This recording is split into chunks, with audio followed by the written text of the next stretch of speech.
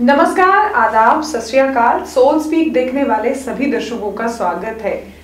हमने एक सीरीज शुरू की थी जिसमें हम लोग हर राशि के बारे में एनालाइज करते हैं डॉक्टर सरिता जी के साथ, जो जम्मू की जानी मानी एस्ट्रोलॉजर हैं, और वो हमें बताती हैं कि किस राशि स्वामी वाले व्यक्ति किस तरह के होते हैं, किस तरह की उनकी नेचर रहती है। अब तक हमने सिंह राशि के बारे में बात की है और अब आगे की राशि की ओर बढ़ते हैं, कन्या यानी कि वर्गो राशि। जानते हैं सरिता जी से, डॉक्टर सरिता जी से, कि ये राशि के व्यक्ति किस तरह के होते हैं, क्या उनकी नेचर रहती है और कौन कौन से रंग उनके लिए शुभ है, मूलांक उनका कौन सा शुभ रहेगा। करते हैं उन्हीं से बात। डॉक्टर सरिता जी, आपका ग्रेटर जम्मू के चैनल में नमस्कार। नमस्कार।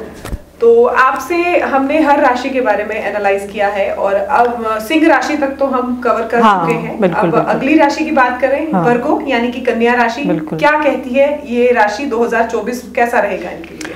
देखिए, 2024 कन्या राशि की आज हम बात कर रहे हैं और सबसे पहले मैं आपको बता दूं कि जो कन्या राशि, जिसको आप हिंदी में कन्या राशि बोलते हो और इंग्लिश में इसको वर्गो बोलते हो, तो इसमें वो लोग आते हैं, जैसे मैंने आज तक जितने भी हमने ये सीरीज चलाई जिसमें हमने राशियों की बात की, ये चंद्र राशि के हिसाब से मैं बताती हूँ।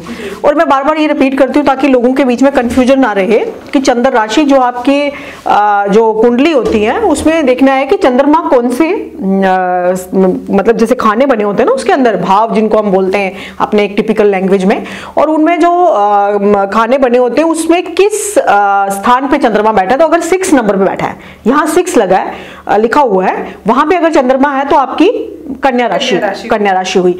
और अगर हम दूसरे हिसाब से देखें तो जिनके नाम के हिसाब से देखें तो जो प नाम से मीन्स पी अक्षर इंग्लिश का, और हिंदी में हम पा पे ऐसे मात्रा के साथ भी नाम आते हैं कहीं, तो प नाम वाले जो लोग होते हैं वो कन्या राशि के लोग होते हैं। और अगर सन साइन के हिसाब से देखें दूसरी साइड से, तो जिनका जन्म जो है वो सितंबर मंथ के जो लोग होते हैं उनको हम कन्या राशि वाले कहते हैं। तो इस राशि का जो रूलिंग प्लेनेट होता है वो बुध होता है। बुध जो है, बुध की राशि मानी जाती है और बुध को हम राजकुमार की हमने उसको उपाधि दी है कि राजकुमार जो है वो बुध जो है वो राजकुमार माने जाते हैं। तो इस तरह से क्या होता है कि जब कन्या राशि वाले जो लोग हैं, अगर हम इस तरह से देखें तो कन्या राशि के लोगों के लिए एक लाइन में कहूंगी कि दे आर द परफेक्शनिस्ट। चाहे फीमेल है चाहे मेल है, वो परफेक्शन, मतलब उनको हर चीज ऑर्डर में चाहिए। अगर घर देखो तो हर एक चीज ऑर्डर में रहेगी, ऑफिस देखो तो हर एक चीज ऑर्डर में उनको चाहिए कि बिल्कुल, अगर आप किसी को साफ सफाई मतलब एक तिनका तक भी आपको कहीं नजर ना आए तो आप समझ जाएंगे कि ये डिसिप्लिन्ड होते हैं। हाँ, बहुत ज्यादा, बस सफाई पसंद और हर चीज मतलब ऑर्डर में चाहिए उनको। अगर कोई चीज फाइल रखी है तो वो भी एक ऑर्डर में, पहले ये पेज फिर दूसरा फिर तीसरा, मतलब दे आर द परफेक्शनिस्ट। और बहुत अच्छी राशि है। दूसरी तरह से इनका जो एलिमेंट है, बिकॉज मेरा जो राशियों को डिफाइन करने का वे है दैट इज टोटली साइंटिफिक, और हमने इनको बिल्कुल कनेक्टिविटी दी है। आपने जितना भी देखा होगा कि हमने एलिमेंट्स की बात की है और इसका एलिमेंट अर्थ है। जैसे लियो के लिए मैंने कहा था फायर, हाँ, लियो फायर है, फायर के बाद अर्थ, अर्थ के बाद फिर से वाटर आएगा, और वाटर के बाद जैसे मतलब एयर आएगा, एयर के बाद वाटर। तो इसी तरह से अगर इन लोगों का, और दे आर वेरी प्रैक्टिकल, जो भी हमारी अर्थ साइन की राशियां हैं, हमारे अर्थ साइंस की राशियां, अर्थ की जो राशियां हैं वो है टॉरियंस, जिनको आप वृषभ राशि बोलते हो। दूसरे नंबर पे आती है कन्या राशि, जिसको आप वर्गो बोलते हो।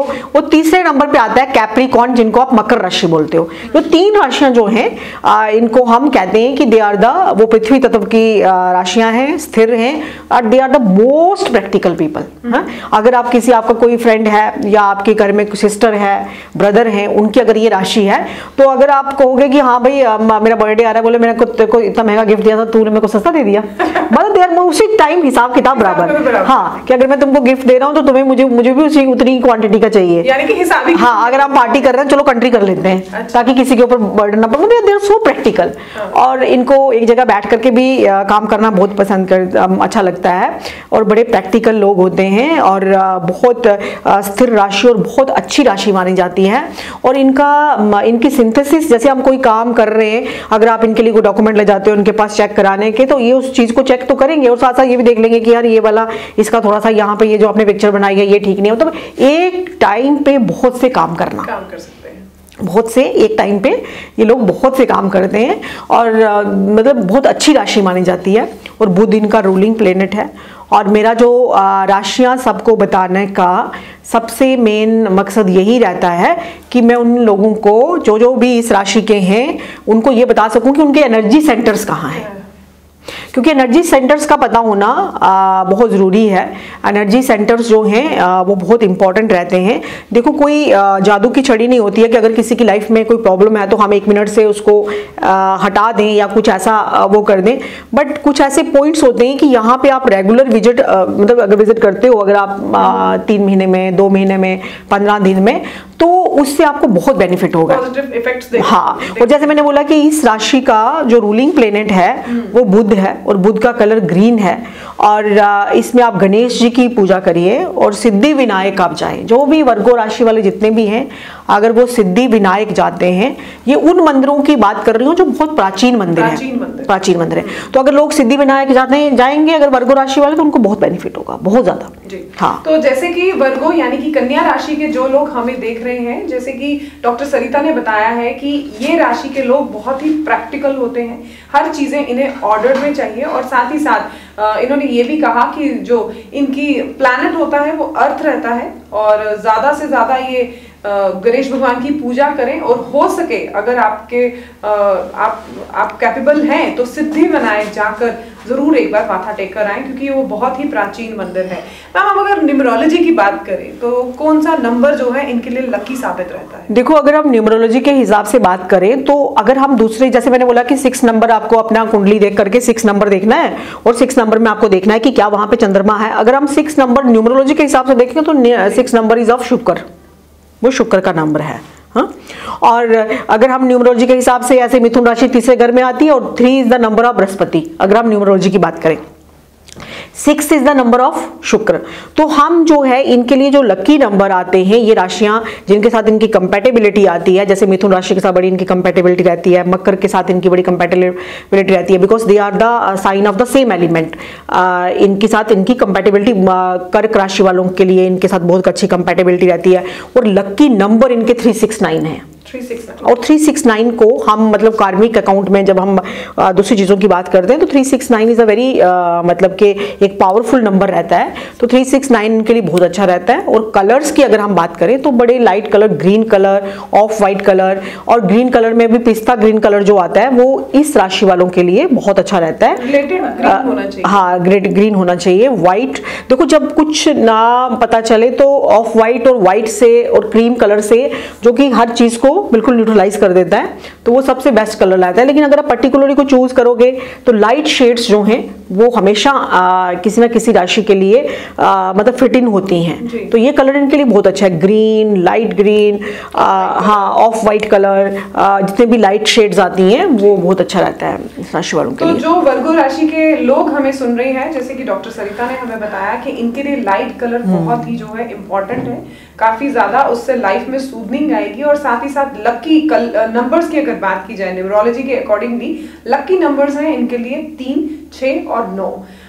2024 कन्या यानी कि वर्गो राशि के लिए कैसा रहेगा, ये भी आप हमें बताइए। देखिए, 2024 जो है वो कन्या राशि के लिए काफ़ी अच्छा जाने वाला है, और इनमें इन राशि वालों के लिए मैं एक चीज़ ज़रूर कहूँगी कि इन लोगों को जैसे ये बुध की से रूलिंग वाली राशि है, और ऐसे हम बुध को बाकी जॉब वगैरह और ये सब चीज़ें इन राशि वालों के लिए बहुत अच्छी हैं। और जो मैंने बताया आपको कि ये अक्षर के लोग हैं वो हैं, या डेट ऑफ बर्थ के हिसाब से, लेकिन बिजनेस में इनको थोड़ा सा ना पार्टनरशिप बड़ी सोच समझ के करनी है। बेशक बुध इनका रूलिंग प्लेनेट है, लेकिन जब ये न्यू वर्ष हुआ तब बुध जो था वो रेट्रोग्रेड चल रहा था उस टाइम पे, तो इसलिए थोड़ा सा अगर कहीं इन्वेस्ट करना है या कहीं पे भी करना है, थोड़ा सेकंड थॉट दे करके, not in a one go कि किसी ने बोला तो हमने फटाफट से, लेकिन थोड़ा सेकंड थॉट दे करके, क्योंकि बुध, हाँ, क्योंकि बुध उस टाइम जब ये न्यू वर्ष फर्स्ट की बात करते हैं, अभी हम देखते हैं हमारा विक्रम संवत जो है वो नेक्स्ट जो हमारा प्रतिपदा, चैत्र प्रतिपदा से जब नवरात्रे होंगे तो प्रतिपदा तिथि से हमारा न्यू वर्ष जो है वो स्टार्ट होगा, जिसके हिसाब से हमारा पूरा पंचांग आता है। तो उसमें देखते हैं इस बार मंगल की पोजीशन जो है वो काफी अच्छी है, तो अदरवाइज ओवरऑल इस राशि के लिए बहुत अच्छा जाने वाला है। तो वर्गो राशि के बारे में डॉक्टर सरिता जी ने बताया कि ये 2024 जो है इनके लिए वर्ष काफी अच्छा रहने वाला है, लेकिन अगर वो कहीं बिजनेस या पार्टनरशिप में जाना चाहते हैं तो सेकंड थॉट जरूर रखिएगा, यानी कि पहली बार में ही सोच समझ कर नहीं कुछ भी कीजिएगा, उसके बारे में सोच विचार करें, फिर उसके बाद कोई इनिशिएटिव लें। मैम ये तो थी वर्गो कन्या राशि के बारे में जो आपने एनालाइज किया है। कल एकादशी है, बहुत ही महत्वपूर्ण दिन है और इस दिन में लोग जो है दान भी देते हैं और स्नान भी करने जाते हैं। क्या रेलेवेंस है एकादशी की हमारे हिंदू धर्म में? हाँ, देखिए एकादशी एक बहुत अच्छा जो मतलब कि ये एक फास्ट होता है और एकादशी का हमारे सनातन में बहुत महत्व है और इसके पीछे अगर हम स्टोरी पे जाएं तो ये बहुत बड़ी एक लंबी बातचीत हो जाएगी। अभी जो 7 तारीख को एकादशी जो हम जो है वो सूर्य के साथ जो प्रमाण मानी जाती है वो 7 तारीख को, चाहे लेट शुरू हो रही है बट 7 तारीख से ही मानी जाएगी। 7 फरवरी को एकादशी मनाई जाएगी और इस एकादशी का नाम जो है वो षट तिला एकादशी है। षट तिला एकादशी, और षट का मतलब होता है 6, मतलब 6 जगहों पे और 6 प्लेसेस पे हमें तिल का प्रयोग करना है। आप तिल का प्रयोग जो है वो नहाते टाइम उपटन बना सकते हैं, तिल का प्रयोग खाने में कर सकते हैं, तिल का प्रयोग सूर्य को अर्घ देने में कर सकते हैं, तिल का प्रयोग जो है वो हर एक वस्तु में आपने करना है। अगर आप तुलसी पे वो पानी चढ़ा रहे हैं तो उसके बीच में भी डाल सकते हैं, सूर्य को अर्घ दे रहे हैं उस टाइम भी कर सकते हैं। अगर भगवान भोलेनाथ के मंदिर में आप जा रहे हैं मीन्स आपने उस दिन प्रयोग करना है और 6 प्लेसेस पे करना है। वाइल जब आप सूर्य को पानी दे रहे हैं तब भी आप प्रयोग करें, जब आप खाना खा रहे हैं तब भी करें, जब आप तिल के लड्डू बना रहे हैं तब भी करें, नहाने जा रहे हैं तो तब भी तिल का प्रयोग करें। तो इस तरह से ये षट तिला एकादशी इसीलिए इसमें नाम पड़ा है। और मैं आपसे ये भी कहूँगी कि आप एक ऐसा प्रोग्राम भी कर सकते हो कि मंथ के स्टार्टिंग में ही, जैसे मैं सोच रही थी कि फरवरी आप जैसे स्टार्ट हुआ है तो फरवरी में बहुत से इंपॉर्टेंट इवेंट्स आएंगे, जैसे अभी बसंत पंचमी आने वाला है, चाहे इस मंथ के कितने अभी तो ये पास आ गया एकादशी, तो हमने इसके ऊपर चर्चा कर ली कि आपने 6 जगहों पे तिल का प्रयोग करना है और इसका पारण का टाइम होता है। एकादशी जब हम रखते हैं तो बहुत से जो सेंट हैं, जो हमारे ऋषि मुनि, आज के लोग भी हैं, नंबर ऑफ पीपल हैं जो कि पानी नहीं पीते हैं, वाटर नहीं लेते।